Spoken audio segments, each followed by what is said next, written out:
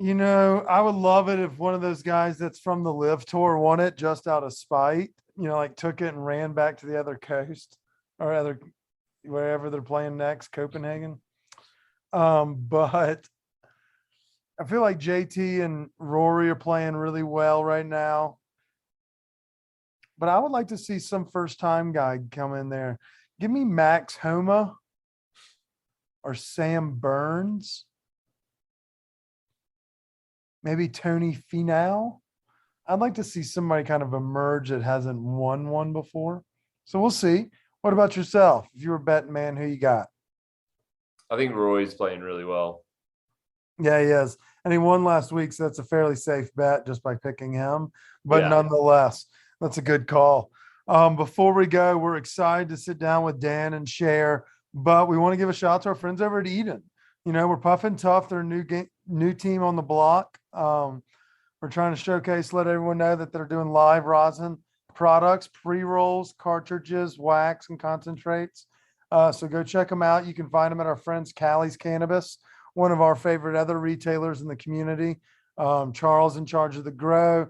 We love that family over there. They're a hoot and a holler. But stay tuned to a kick-ass episode with Social Cannabis. Let's go. And now it's time for our kick-ass interview of the week. This week, we're sitting down with the team behind Social Cannabis. But before we get into that, we've got to give a shout out to our friends, the summer products that we're digging on, and that's our friends over at Eden Extracts. Based right here out of the western slope of Colorado, they're operating with a living soil operation where they're doing an educational experience from seed all the way to oil, or soil to oil, I think is the exact phrase. You can actually find their products at our friends over at Callie's Cannabis, but also across, the Front Range and in the I-70 corridor. If you want to know more about their program, you can go to their social media page, Eden Extracts, or Eden New Soil to Oil. Bam. I just nailed that ad read. That was well read. Yeah. And for those, if you hear anything cool in our background, the background noise you may be hearing is a badass bar. That's right. We're posted up today at Blanchard Family Wines. As the weather gets right, baseball season's in ripping, roaring gear, there's nothing better than a patio cocktail. Specifically today, a nice little Brut Rosé. It's a nice drink. They have killer deals throughout the day. They also have snacks, no matter what you're looking for, whether it be charcuterie, normal basic snacks, or if you have little sweet eats. They've got all that, and they encourage you to shop in the community around the area of Market and bring some of those sandwiches in. Maybe you're looking for Right Cream ice cream. It's right around the corner now, sharing a building with Forage, a nice sushi spot. Whatever you may be, they've got you covered. If you want to bring it in, have a cocktail over here. All right, Chris. I did that really well. Now it's time to introduce our guests of the day.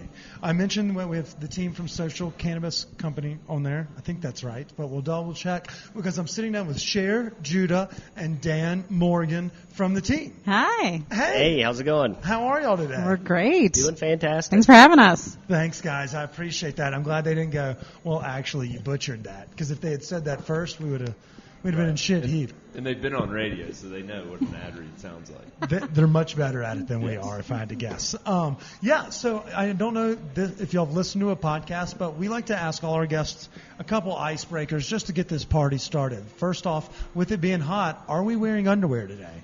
Dan? Ooh. Absolutely, I am. Coward. I thought you were about to say absolutely not. Yeah, I did too. I was about to be like, same, brother. All right, and Cher? I am. Y'all are crazy out here. Yeah. We're going as few layers of linen as possible all summer long. But realistically, we have some other fun questions like what hospital were you born in, as well as who is your daddy and what does he do? But before we get into those, Chris, I'm going to hand over the reins to you as I go get a refill on rosé from our friends over at Blanchard. Cheers. All right, so ladies first. Ooh, okay. Cher, are you a transplant or a native? I am a Colorado native. Oh, snap. Okay, yes. Now, what hospital were you born in? I was born at Rose. Rose? Yes. Nice. Shout out. Yes. Way to go, Rose. When you said that, I was like, ooh, I got to think about it. Where was I born? It really is my second favorite question because then you're like, oh, let's run it back 30-ish years. Yeah, it's a lot of years. I don't think back. Yeah. Okay, so Denver native. Where did we grow up in Denver? Aurora. And Aurora, I still am in Southeast Aurora. Gotcha. Eating well out there. I like it. It's some of the best food in the state, if I had to argue. Really? I think it's fucking fantastic. Where are you eating? Everywhere on Havana, Mississippi, Peoria. Oh. And if They you're actually do have a great Korean barbecue spot. Are you talking about Mr. Kim's off Mississippi in the parking lot? No, we're big New Saigon, New Saigon fans. That's over in like the federal area, isn't it? Oh no, sorry, not New Saigon. It's Seoul Korean barbecue. Oh, okay. That's my On favorite. Havana. I do like Yeah, yeah. Mr. Kim's. It's right by the Palm Market, which is one of my And favorites. The porklet. Yeah, they actually have a great hot pot place right next door too. So that's a great strip mall. Is that? Yeah, it really is. It's a murderer's row on Havana and like that area of like Peoria, Mississippi. Some of the best food, I think. And like obviously they'll kind of step on one another's toes and certain like vibes, like multiple Korean barbecue yeah. spots. But you can't go wrong no matter. Like someone puts me on a new spot whenever I'm out there, and like, oh my god, this one's fucking delicious as well. So It's a surprise. Dude, great It's a shock. karaoke too. Yes.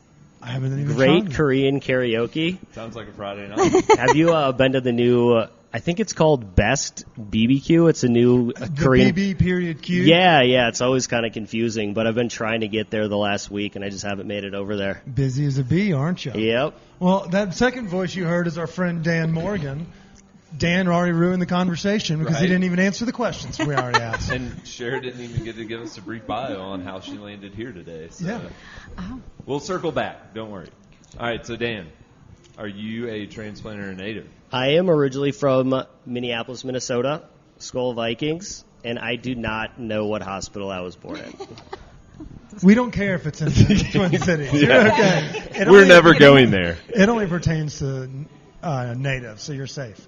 All right, well then what brought you to Colorado then, if you don't even know where you were born? I moved to Colorado in 2006, which makes me not a native, but I'm here for a while, Yeah, a longer than 16-year most people. transplant. We know the feeling, yeah. They get very protective over those native stickers. They don't just hand them out and give them Yeah. any. What year's your Subaru? That's a true test. Never owned a Subaru, but my dad does. He almost claimed native ship and doesn't even own a Subaru. Chump. God, I bet his REI Rewards doesn't even get him enough to get him a new pair of Chacos. We're no offense. I know, Cher. We just like. I own picked on Chakas every- in a truck. That's close. That's close. Yeah, it depends. You got a dog? Of course I have a What dog. if he's like, I adopt all of them? We are like, oh, yes. If you would have said I have cats, we would have left. Yeah. I'm just kidding. We No love- cats. Okay, there we go. And you totally saved yourself. Okay, so what you just came west for the fuck of it in 2006, or did So you have I a went to reason? school in 2006, and then in 2010 I got a job in the marijuana industry, and have been, doing it ever since. Started as a bud tender, making $9 an hour, no tips, then got into cultivations. Was just kind of a grow bitch, cleaning pots, transplanting stuff, cloning, harvesting, and luckily was able to work my way up. And then 2 months ago, just opened up my first store, so it's very exciting. Hell yeah. Well, that story wasn't very exciting. So let's go back to Cher. So Cher, how did you perhaps find yourself, I guess, getting into the cannabis industry? I've read a little bit about y'all, but maybe our listeners haven't, so I don't want to tip the hand.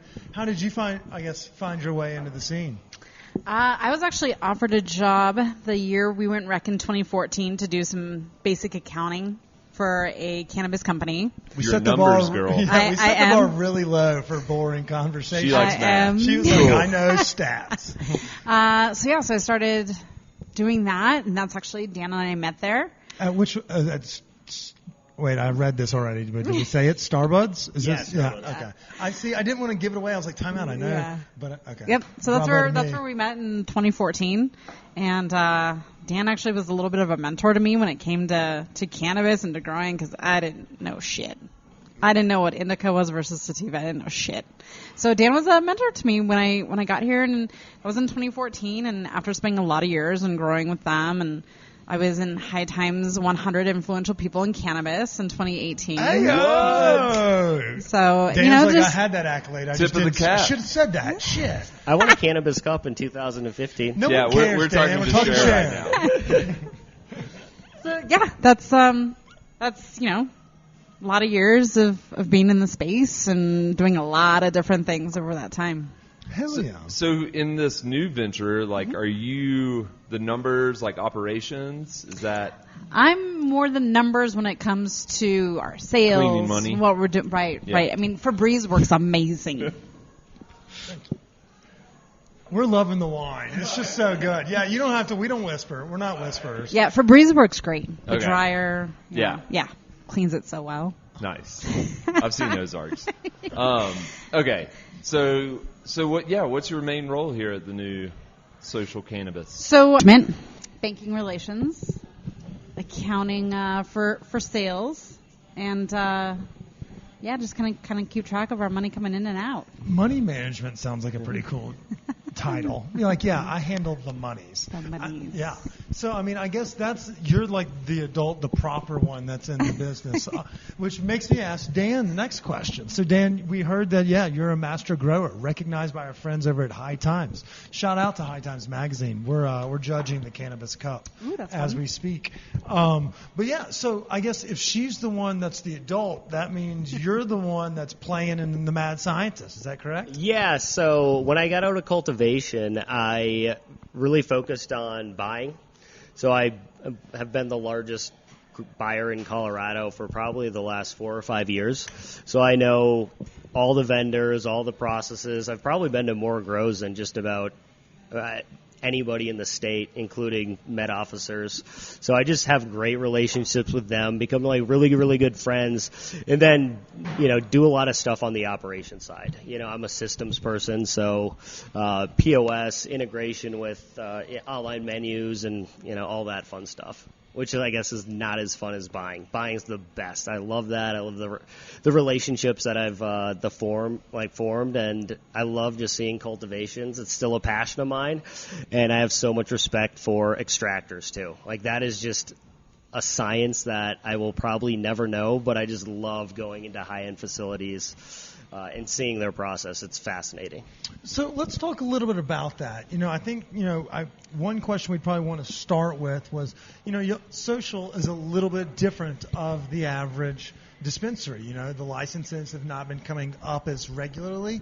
How did y'all go about navigating getting that, and was it an arduous process, or how did that go about? They're looking at each other with we're eyes. like, who wants to take this? The first part of it is actually very difficult, and that's finding a location. There's setbacks and rules. You have to be within so many feet of a daycare or a hospital or a school. So finding a That's location. where the money is selling to the daycares. Yeah. So that's the first part. That's actually really difficult that people don't realize is finding. It's just impossible to find somewhere where you're technically away from everything. Exactly. Yeah, because you have to be like 1,000 feet away from a Yeah, dispensary in Colorado or in Denver, and there are 500 already. Then daycares and schools and rehab facilities. It's extremely difficult, even though they pretty much lifted the moratorium. So if you can find a location, you get a license, which sounds attractive on paper, but then when you really dig into looking and trying to find a location, it's extremely, extremely hard to find a viable location. And they also, too, said there's 13 neighborhoods of undue concentration, which is 5 Points, Overland, the Green Mile on Broadway. So that just eliminates, half of kind of the good, viable locations right there. Yeah, like heavily trafficked, residual income, location. consumer potential. Yeah. Yeah, So when you absolutely. find a location, it's literally like a diamond in the rough. Right. So did you guys do that before you applied for the that's social first equity step. license? Let's find a Yep. spot, not walk around. Yeah, because part of your application process is submitting zoning that you've met, that your location meets the Okay. proper setbacks. So honestly, it's literally the first thing you do. So you can't submit you're it not in an walking application. around with a license like, Right. oh, this is where we want to Right. go. It's we found a spot that's deserving of a spot of Exactly. a license. Excuse me. Okay, and then I can't remember if we talked about this or not due to some interruptions. But That's so my bad. you are kind of different because you all got a social equity license. Correct. Which is somewhat different than like a regular marijuana license? Just a process of getting it, I believe, correct? Yeah, it's Same really license. just the process of getting it. It's And meeting the qualification for social equity. yeah, but it's essentially the same license. We can sell the same products. We can buy from whoever we want to. It's just the only people that can apply in Denver right now are social equity applicants. Right. And that's like just